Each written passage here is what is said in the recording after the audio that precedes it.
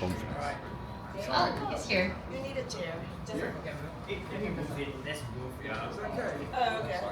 Come back home. Nice meeting you. Okay, hello again, everyone. I'm Scarlett, your moderator for this session, Bitcoin in Asia, Exploring Community Building and Academic Innovation. So I'm here as a friend of Sean's and a long-time believer in the Bitcoin ecosystem.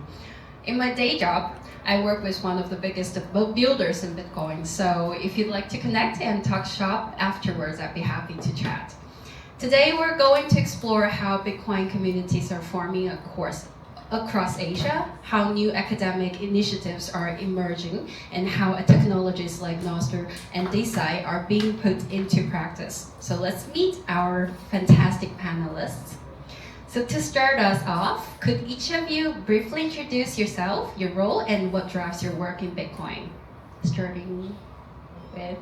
Okay, hi, my name is Jericho. I'm with Fuga Ventures. Fuga Ventures is a venture capital specialized in Bitcoin.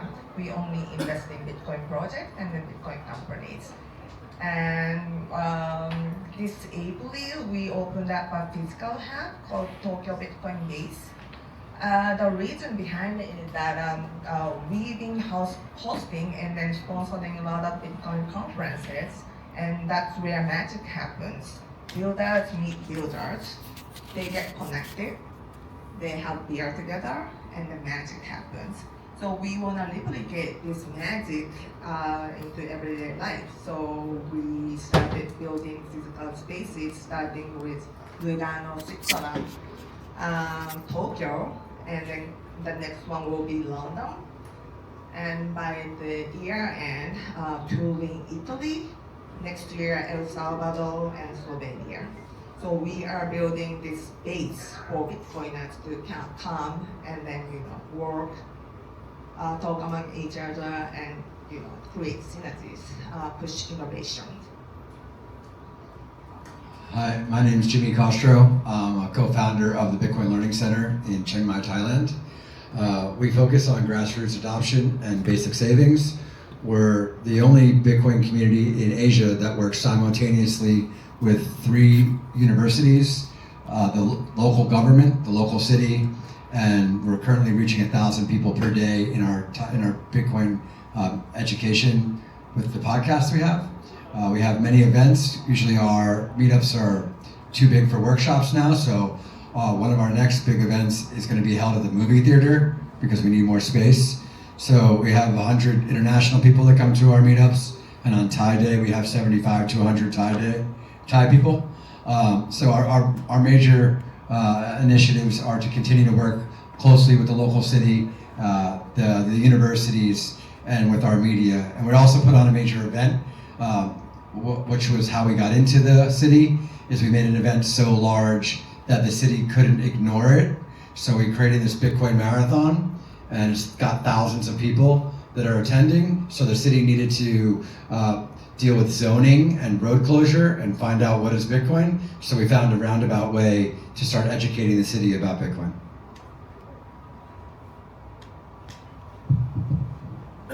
Good afternoon, everyone. My name is Depol. I'm from Bali, Indonesia. So I'm part of the Bitcoin Indonesia team. So what we do is our mission is to push the Bitcoin education all over Indonesia, and we try a lot of stuff. Right? We create meetups, we create workshops, and everything is all about Bitcoin. We support anything about Bitcoin, including NOSTR as well. So yeah, thank you for inviting me here. Hello, my name is Piccolo. I run a place called Bob Space in Bangkok. Bob, my name is not Bob. Everybody asks, who's Mr. Bob? No, there is no Mr. Bob. Bob stands for Build on Bitcoin. And the space itself is a meetup, workshop, and event space. In addition, we also, every 6 months or so, we run a residency program for developers and builders called the Bob Residency Program. And I'm sure we can talk more about it. Hey everyone, my name is Yakihonne, and I'm the I'm a professor at the City University of Hong Kong. Please allow me to do a small advertisement here because this place is from CTU today, and we're the co-host today, and it's my obligation to do some small advertisement for this place. HK Tax 300 is an incubator from the City University of Hong Kong, and we are very into Web3 project. If you are interested, and please talk to us. And also, I'm the co-founder of DecenXYZ. What we are doing is trying to build an AI and Web3 empowered scientific innovation system. The vision of DecenXYZ is to build a system that everyone, a science innovation system that everyone can participate and can be part of it. And a very simple question is how people can participate in science innovation. We're trying different ways, and just last week we had one very unique and special hackathon, and we have 10 to 20 years old teenagers and who use AI to build health games for the older generations. And in this hackathon, within 6 days, we have 20 teenagers who most of them don't have coding experience, so they can just use AI to build those games. And also we had some over 80 years old grandpas who joined and to collaborate and co-build with those teenagers together. And I think that's very decentralized, and also that's how we want everyone be part of this scientific innovation system. If you are interested in DecenXYZ, please talk to me afterwards. Thank you. Hi, I'm Darius from LFI. So we are building like a financial layer at the intersection of like Bitcoin, Lightning Network, RGB, hybrid assets, and NOSTR.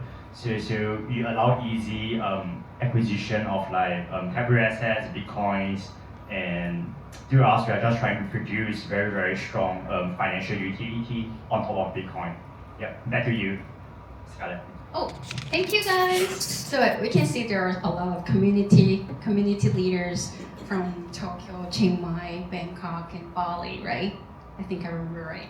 So many of you are leading voices in your local Bitcoin communities. How did you first start participating in your community, and what have you done to promote this growth? This question is for the community representatives. So maybe Terko? Yeah, so I started Bitcoining back in 2017. I wasn't working for Bitcoin company back then, but I wanted to do something. I was obsessed with Bitcoin. So I started Bitcoin meetup with some local Bitcoiners. We hosted monthly meetup for like 4 years before COVID. So that's how I participated in Bitcoin community. And also at the same time, I started translating a lot of Bitcoin literature, including Bitcoin standard, into Japanese. Because back then there were no like AI, you could just dump everything into local languages. So, and then language barrier was really high. The information available on the internet in Japanese was so inaccurate, and many people were getting into shitcoining. So that's that's kind of got me into the community. And then when you do something like that, you get noticed. So for this job, I didn't even apply for the job. They found me somehow and then asked me to join. So that's, I'm still doing pretty much the same thing I used to do, but now I get paid. So. I came in the same time as Teruko in 2017. But in 2022, we started a foundation to help disadvantaged children in the mountains by creating water wells, providing Wi-Fi in these disadvantaged communities, building kitchens, building bathrooms, helping build churches and dormitories, and providing scholarships, because Bitcoin gave us this ability to be able to do that. So we provided English teachers, and then realized we really have to work on something other than English. And since we're Bitcoiners, we said basic savings is the way to go forward. So is that like ringing really loud? Do you hear that ringing? It just echoes. I think right? You can talk like this. two mics are too close. Our mics are too close? Oh. It causes that. So yes, that's how we started. That's too loud. Can I just talk like that? It's good. Is that better? That's a little better. I think. Maybe turn one off. Yeah, turn it off. Okay, sorry about that, guys. So that's how we started, and then I would go to a local Bitcoin meetup in town in northern Thailand, but it was actually like half Bitcoin, or maybe that's generous.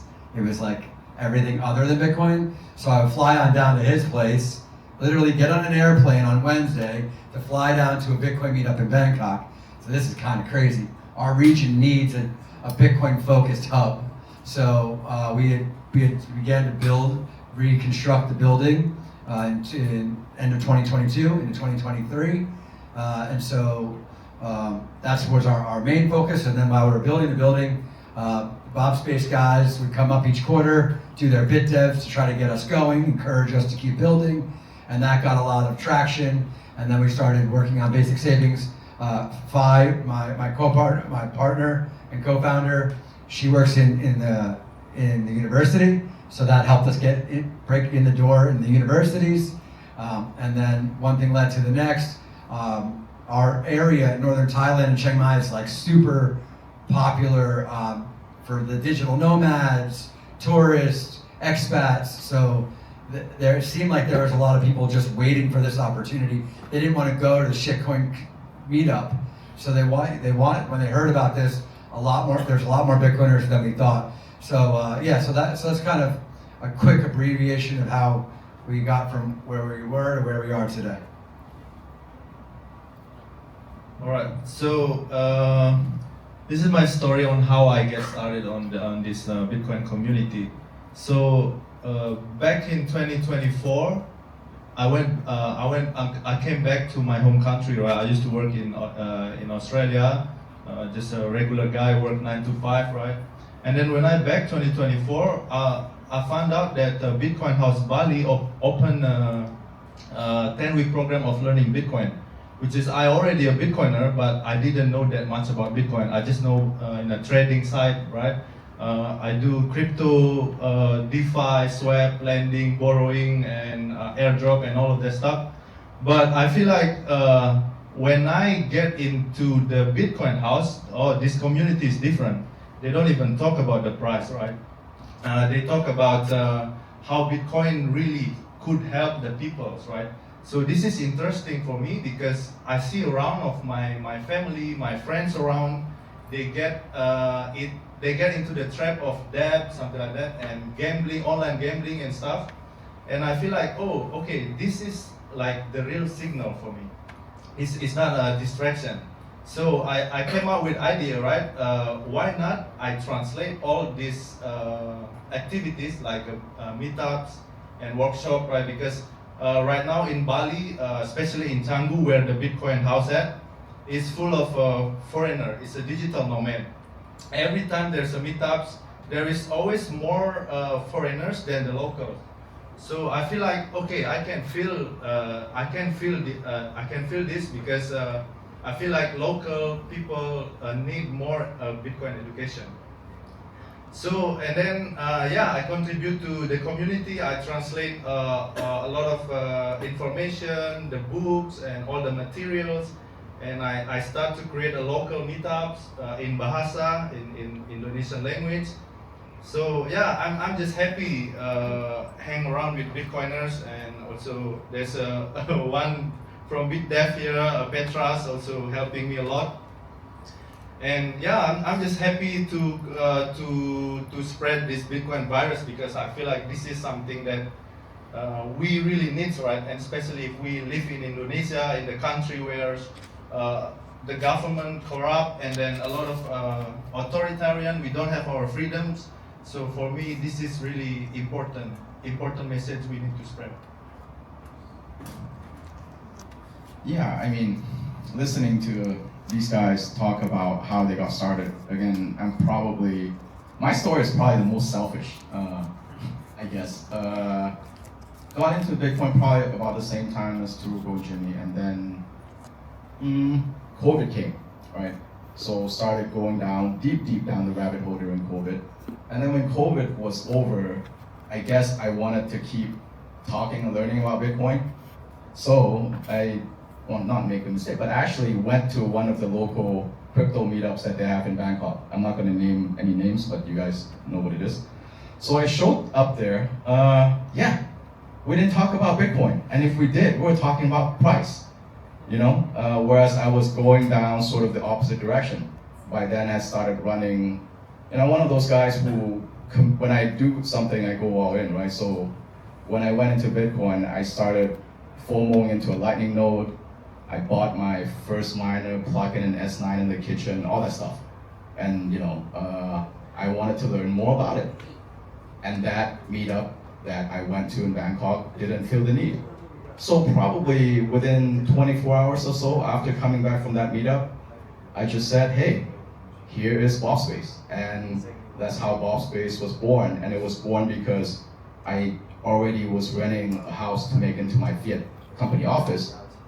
But you know, from the COVID days, not everybody wants to come to work at the same time. People are afraid of that made-up virus. So yeah, so had a lot of space and wanted to do Bitcoin stuff, want to talk about Bitcoin.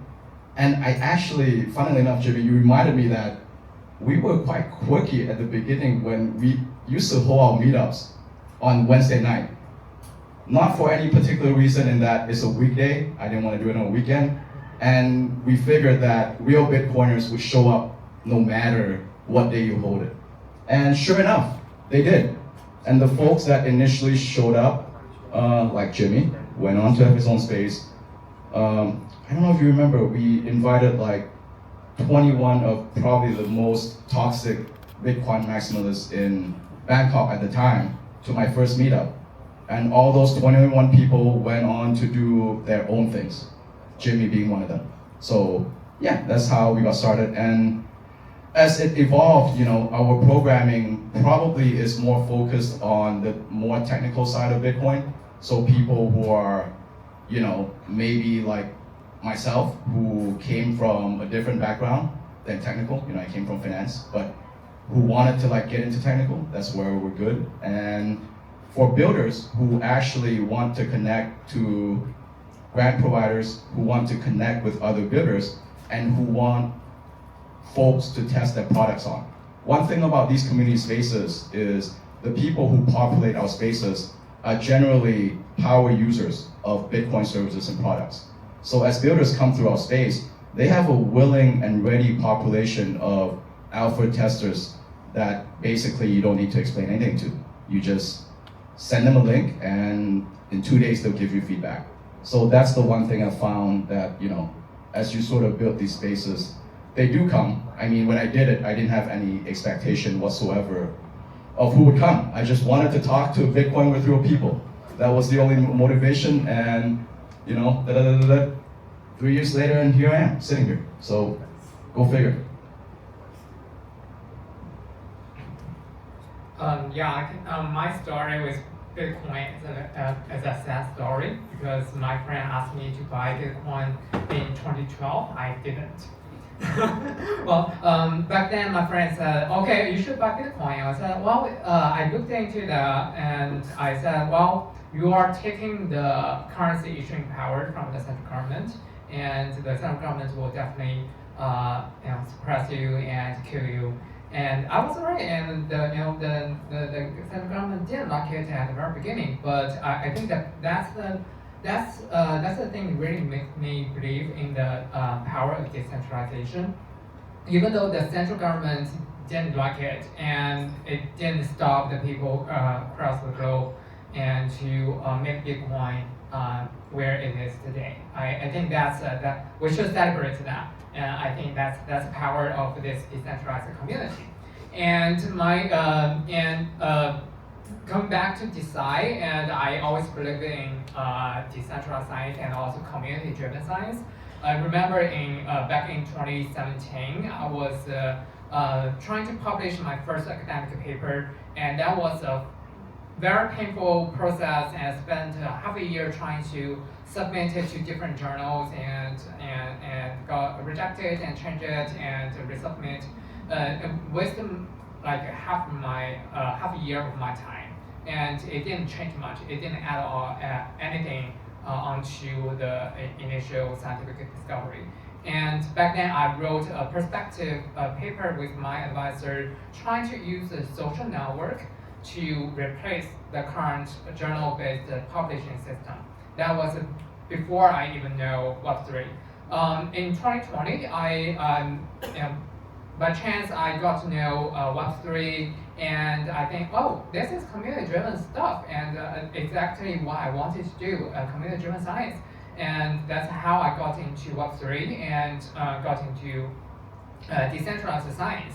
And 2 years ago, I moved back to China because of my family issues, and there was literally no one working on design in China right at that time. I had really good working opportunities at that time, but I decided not to take it and all in design because I have always been thinking about community-driven science. If something always wandering around in your mind, that's something you should do, rather than just take a regular job and that's the rest of live the rest of your life.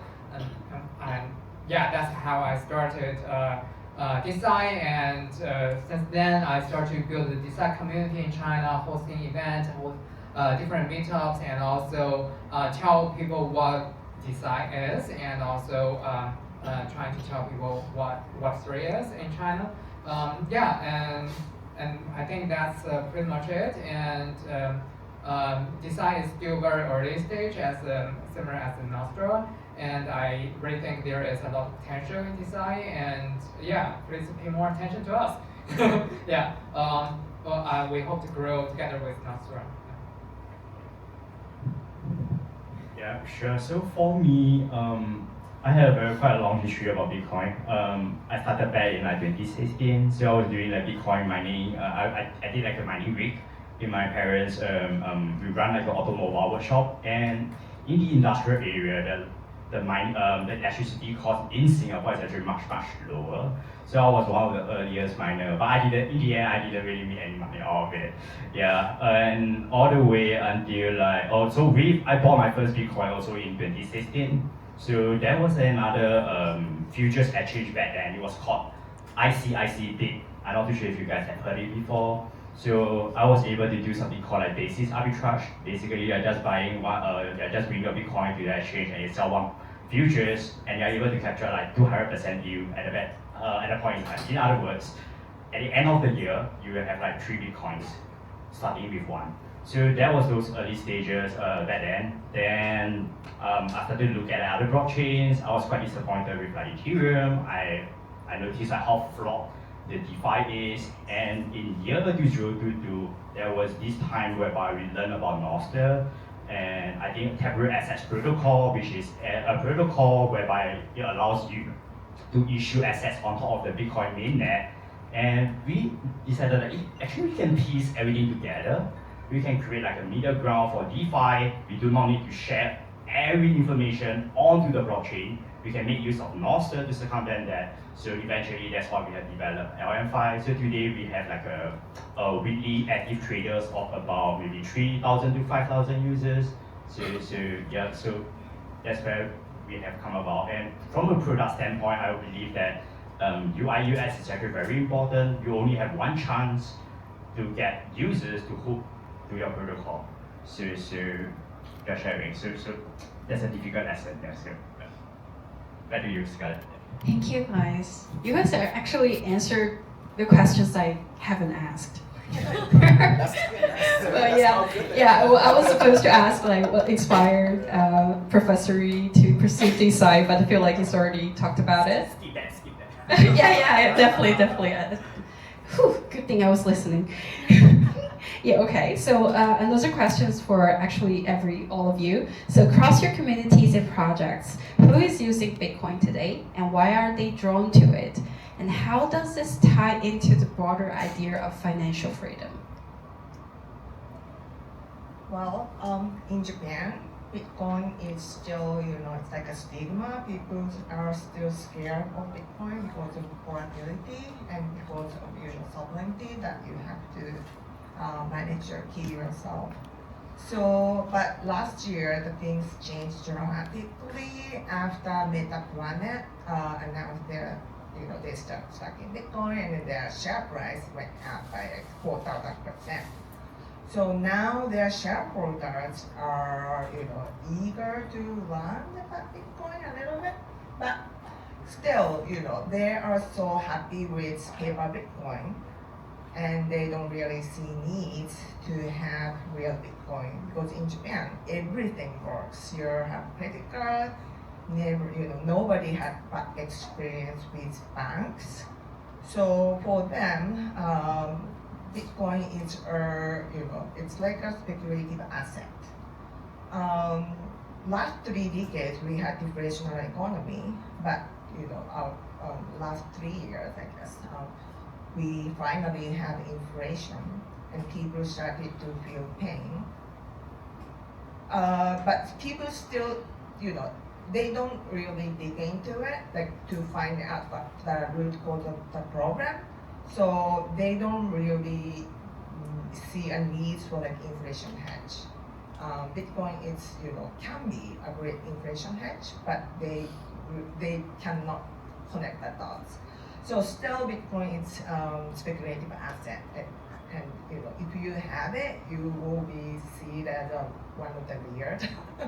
So I mean, I don't know what use case will actually fit into Japanese market. I've been looking for it for the past, like 5-6 years, but I haven't really found the answer yet. I'll tell you a story of that's actually very relatable to this, of who we introduced Bitcoin to. So we went to the Hill Tribes, which we have a very good relationship with. We put a note on NOSTR roughly a year ago, asking for Thailand's top power users of NOSTR that would like to join us on a trip to go educate hundreds of children that have never experienced money before, to come up to the Hill Tribes and see what we could do. So we had people answer. We took the 4 top power users. Most of them were from RightShift, which is a big Thai education Bitcoin community. We rented 2 vans, and we did the 5-hour trek up into the jungle and the top of the mountain. Piccolo's been up there before. Where there's the end of the internet, the end of the electricity, and we went during their Christmas event, so there was hundreds of children, and then the teachers, we didn't tell them which apps to use, so I'm not just doing this because Yakihonne was their choice, but some of the children, they do TikTok and Facebook, so we said, okay, we're going to break them up into groups of 25. Even Neo and Eve that are over here, they helped on this project. And Phi, the 3 people here today, helped on this crazy project. So we introduced Bitcoin to these children. They've never interacted with money. Not the dollar, not the yen, not the baht.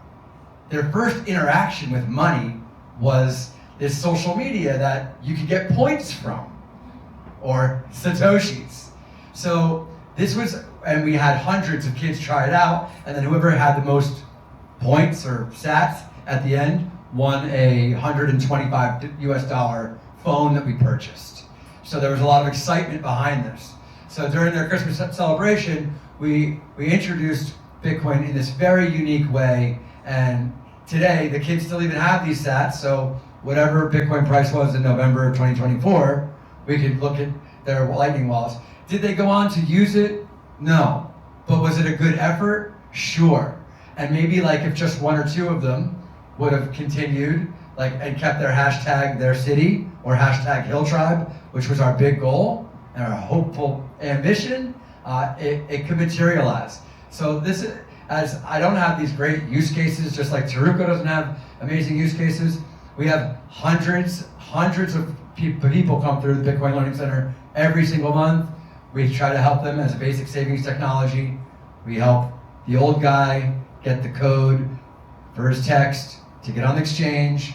We do this very slow, painful stuff. And we also have really strong power users that come to our place, like Piccolo said, and they're wanting to spend time there. So I don't know, like from our lens, we have 6 of us that work full time on Bitcoin education at our building.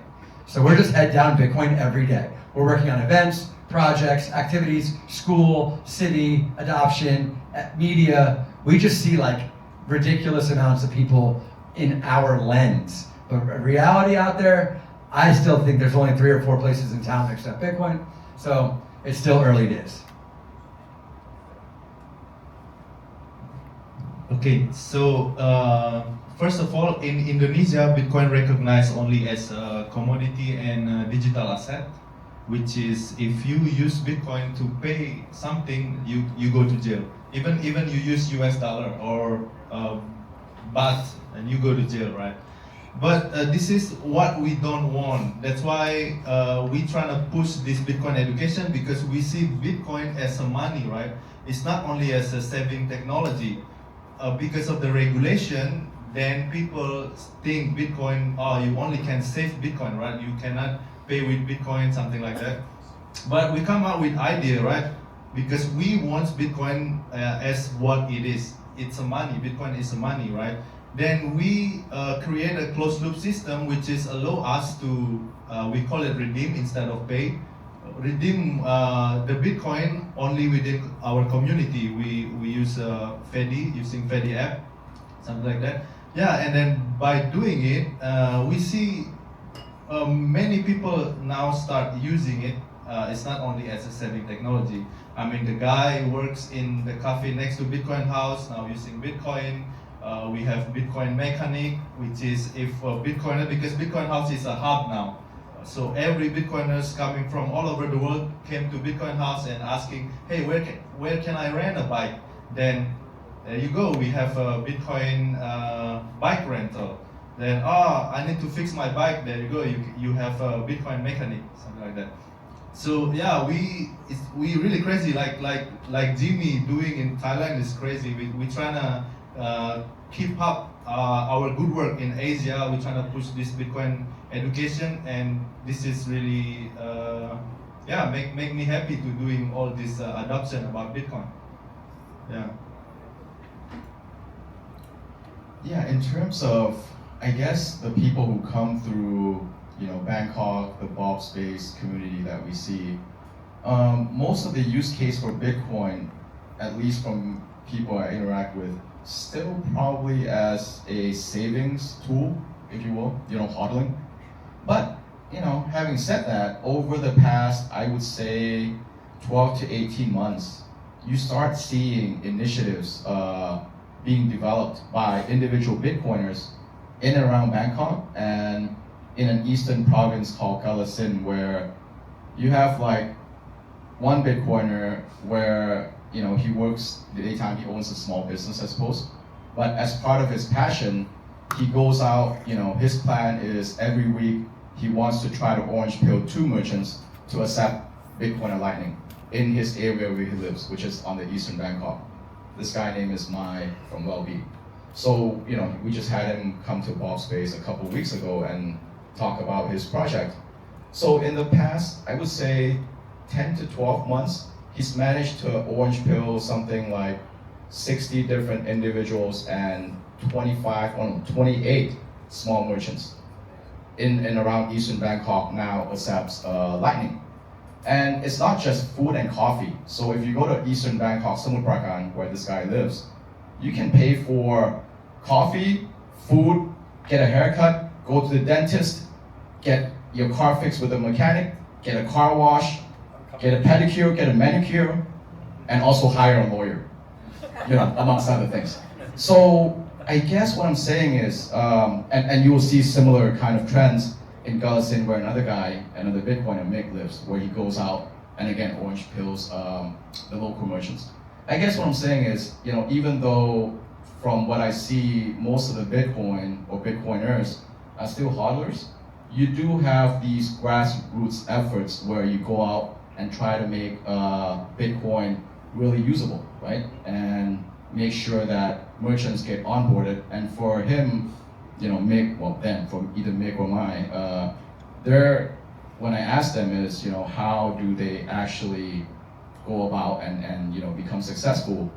a lot of it is because they start at the grassroots level with people they know, with their local communities, with their suppliers, with their customers, whom they've established, 5 years, 10 years of trust. So from that little circles of trust, then they kind of expand outwards because each supplier has 2 or 3 different suppliers and so on and so forth. So it's really that. So when you talk about Bitcoin being used as payments, it's gonna have to be driven by these guys who are Bitcoiners using Bitcoin in their business and wanting to onboard customers, suppliers, their ecosystem onto Bitcoin.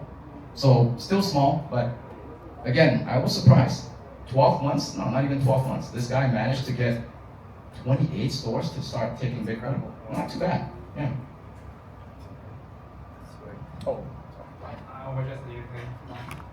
Actually, in our community, as a design community, Yakihonne is actually in our community. For those who didn't know, Wendy did his PhD in design. I initially got to know her advisor was from a paper they wrote about design. They published in a Chinese journal. Yeah, and yeah, I think also Yakihonne is one of the very big players in Bitcoin payment and the NOSTR. Yeah, so on their platform, they are using Bitcoin tips, and I also think in the design of communication of knowledge and the data set is going on every day, and even though it's not something, it's a payment for food, for any services, but knowledge sharing and data sharing is a very big part in science, and I think Bitcoin definitely have a very good potential in make those small payments in design. I definitely think Yakihonne should move into that direction to think about how to accelerate the payment to digital scientists. Sure. Yeah. Maybe I will share a different perspective. Like I do think that Bitcoin adoption or community building will come in a more organic manner, like progressively with some innovations. For example, like Tether has announced they are going to issue USDT on Taproot Assets Protocol and also RGB assets. I think those are huge catalysts to bring users to the Bitcoin ecosystems, because Bitcoin has actual utility, payment utility. I think that's huge. Today, Bitcoin, I would say, of course, you can use a Lightning Network to make like a fast, instant settlement transaction to pay for like a cup of a pile of beer, for example. That's possible. I did one like 3 years ago, and when Bitcoin was not even like 40K, today it's almost like 120K. So that pile of beer is actually cost like 3x more. So it's actually very painful to spend in Bitcoin. Stablecoin helps to resolve that. So I believe that's a strong catalyst whereby maybe you help the people here to build communities more effectively. Second, I would say that NOSTR is a great piece of technology that improve the UI, UX of Bitcoin applications. So for example, you can use something called like NOSTR Wallet Connect. It's very similar to a Google authentication. So let's say you're using a Google sign-in, you can just use NOSTR to sign into your application, and that will give you a digital identity. That's number one. Second, if you're looking to make a payment, maybe right now you're using like a bank account A sending to bank account B, that's possible, but that's centralized. But NOSTR also provides you with a decentralized identity. You can send someone via his public key. Via Lightning, you can send like satoshis to him or her instantly. And soon, I believe like stablecoin will be soon supported. So there will be huge use cases. And human beings, actually all of us, I think, we join a community because of some self-interest. People are learning about Bitcoin, what's going on, or people learn about, using Bitcoin to pay, it will actually save me maybe 1%, 2%. People will start to join a community to learn more about it, to read out on blogs and so on and so forth. So I think maybe adoption will come in a more organic manner than all of us expect. Yeah. Back to you, Scarlett. Thank you for sharing. You made me skip questions again. There are actually a few questions specifically about NOSTR, but you guys already talked about it. I feel like it. It's just me area. It's all right. It's good to have experts as my panelists. All right. So next question is for Professor Ree, actually. So from a research perspective, can NOSTR benefit academia? What key pieces are still missing? What do you think? Yeah, sure. I think NOSTR is naturally compatible with academia because in academia there are not a lot of profit or money-driven stuff. It's more on the reputation stuff. So in NOSTR, we're trying to build individual identities, and also in academia, we're trying to build individual identity and a reputation system. I definitely think this is very important in academia, and also NOSTR will play a critical role if it comes into academia. And what's missing is I still think probably the incentives bringing people from the traditional system into this decentralized system is very important, and especially the reward system. Why people in the traditional academia they've already built this cycle between publishing papers and also getting promotions, get funding. But how in the Web3 community we can build our own cycle to use, for example, use Bitcoin to build this closed loop to attract those scientists to come into this field. And also another thing is, as we discussed today, NOSTR is still in its early stage, and I still think we need to build a lot of infrastructures and in this field, particularly if we want to bring scientists into this community, and we should build specific applications and also UX, UI for scientists. Yeah. Thank you. And I think Darius kind of talked about it, but what role do you see NOSTR playing in Bitcoin DeFi layer? And how could it be optimized for builders and users? Yes, I think earlier I did mention that NOSTR is the middle ground. It's not fully central. It's not exactly like decentralized, as in you put all the data on the blockchain, then you have like a set of validator going to validate that data. So NOSTR doesn't do that. It's off-chain. So you can actually sync up those information across via like relays, and so it's very different like how information is being shared as compared to blockchains. So this provide, I think, a ground for like middleware, not like a middle ground DeFi, whereby, so for example, like LM5, we do have like an order book exchange. So how it works is that, say for example, from a user standpoint, you submit like an order information, buy Bitcoin 100K quantity 1. You send this piece of information to the NOSTR relay, and we have a NOSTR client to read all this information. If there's a matching order, we will match it. If it doesn't have a matching order, we will just put out on the order book. And if there's any upcoming matching orders, these will be matched, and so on and so forth. So the point I'm trying to make is that how users can use NOSTR is actually beyond social messenger. It can be used as a marketplace. I think it can be used to create like a decentralized TikTok if they want to. For example, like you doesn't have to share like in like a data format. You can do all kinds of things with NOSTR, but just that it's because it's in its very nascent stage. I think all of us are still in a very exploratory manner, and so these will change. So and in terms of DeFi, I think there are many things. Like I think people are also looking at using NOSTR to purchase like decentralized computing power, so they don't need to run their edge node locally and so on and so forth. So there are quite a few use cases out there, but I think it will take time to get to that stage. Yeah. All right, thank you, Scarlett. Cool. Okay, so before we wrap up, let's look ahead. What kind of Bitcoin community do you hope to see in the next 5 to 10 years? No. Maybe start with Terrical.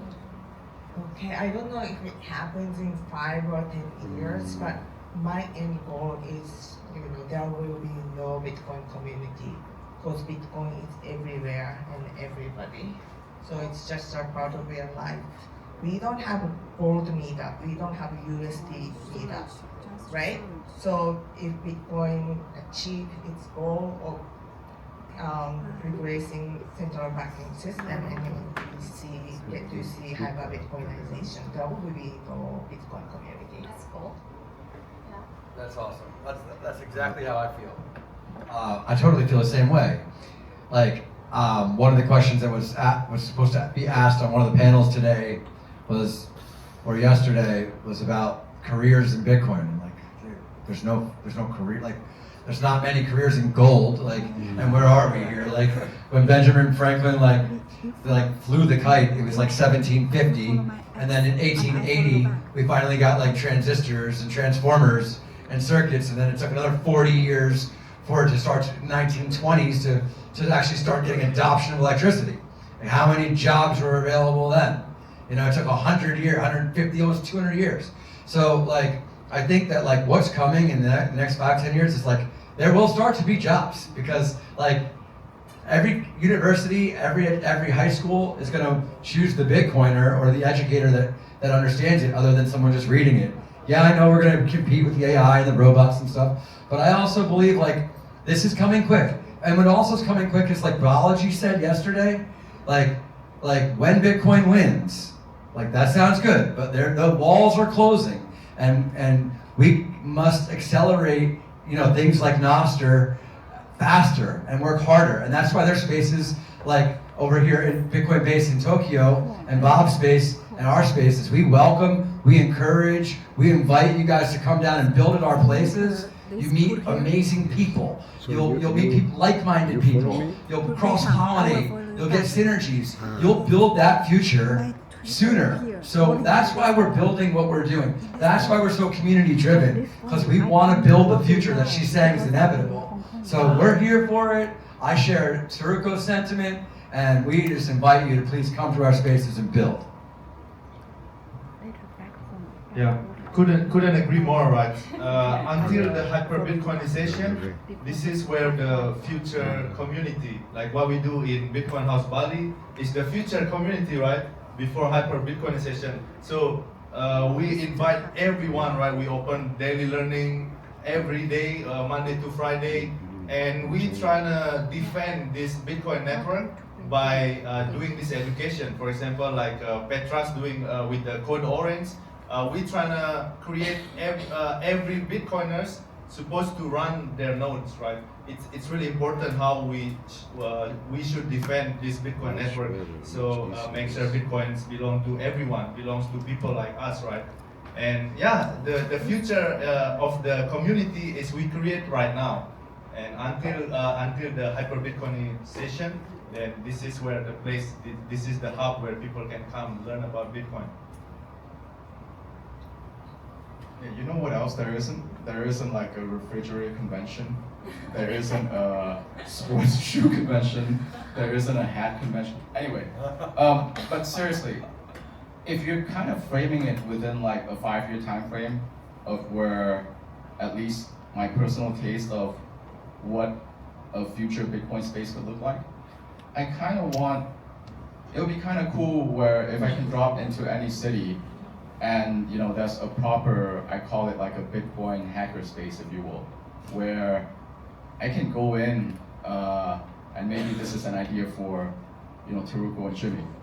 You guys have bigger budgets, but it would be kind of cool where I can go in, I can play around with like a Lightning node, both in LND and core. I can play around with miners if I want, Watts miners, ASICs, as well as whatever, the Ant miners, and maybe even the new Proto rig, stuff like that.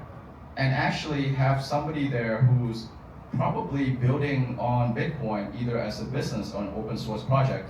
And you can go interact and, really pick his or her brain, learn from that, and then, take away something tangible in terms of, okay, I stepped in here and 2 hours later, now I know how to run a core Lightning node, for example. I kind of want that, where these spaces become much more specialized, and because people are now that deep in it by now, right? Where the stuff with NGU and all that, that's at least not very interesting to me. So again, from personal taste perspective, Really yeah. specific. Yeah, I like that. that's why Bob is very good. Bob is a newbie friendly. if I framed people the don't time know. actually. I think the original question was just in the future. I just Okay. change it to 5 to 10 years. Yeah, but Yeah, I if- like that idea. If it's the immediate, like the long-term future, is Teruko's answer. Yeah, definitely. Right? Like I Yeah. said, there isn't like a refrigerator convention, so stuff like that. Yeah. I don't have much to add on that. I think they've already covered it pretty much, and also I really like that. There is no Bitcoin community because Bitcoin is everywhere. With that, I think it's probably time to buy Bitcoin now. But don't make the mistake I made like 30 years ago. And yeah, if Bitcoin is everywhere, the price is definitely going up. Yeah. Yeah. What the others panelists have just shared really resonates with me. But I just wanted to add one more point with regards to, I think Bitcoin will shape this community in a very unique manner. And because of these upcoming technologies, I do feel that Bitcoin is the only blockchain that can bring true utility to its end users. And through that, it only makes more sense like for users to learn more about Bitcoin, join a community to learn even more, and so on and so forth. In terms of what you may ask, for example, a better payment system, number one. Second, a better trading ecosystem as compared to like centralized exchanges or DEX on other blockchains today. Third, maybe a better decentralized social messenger like NOSTR. So when you piece everything together, it actually became like a part and parcel of your life. And naturally, you are part of Bitcoin. Yeah. So back to you. Yeah, thank you all for such a rich discussion. I think you guys are the ones who are actually shaping Bitcoin's future in Asia and beyond. Thank you to our panelists and to all of you for joining us. Thank you. This was actually my first time moderating. I hope it didn't suck.